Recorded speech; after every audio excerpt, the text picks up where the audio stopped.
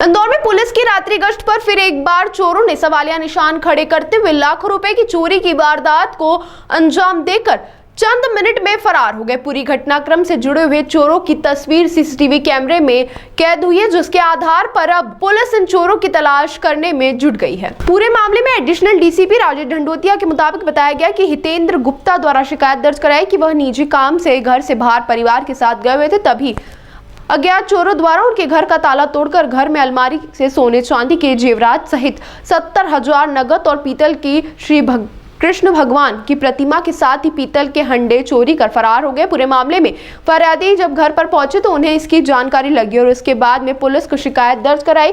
शिकायत के आधार पर पुलिस अब जांच पड़ताल में जुटी हुई, लेकिन पुलिस द्वारा जो रात्रि गश्त की जाती है उस पर सवाल खड़े हो गए हैं कि चोर चोरी करने के बाद इतना सारा सामान लेकर मौके से कैसे फरार हो गए। उन्हें रात में किसी ने भी रोक टोक नहीं की।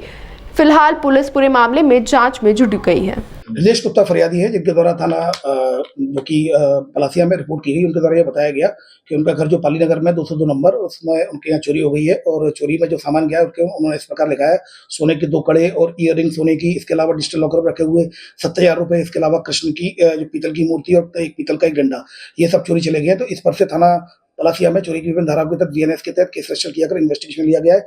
इसमें सीसीटीवी फुटेज भी मिले हैं, सीसीटीवी फुटेज उनको भी देखा जा रहा है। उनके आधार पर आरोपियों की कार्रवाई जल्द किया जाकर उनको गिरफ्तार किया जाकर वैसे कार्रवाई सुनिश्चित की जाएगी। ताज़ा खबरों के लिए सब्सक्राइब करें JSR टाइम्स और साथ ही नोटिफिकेशन पाने के लिए बेल आइकन को दबाएं।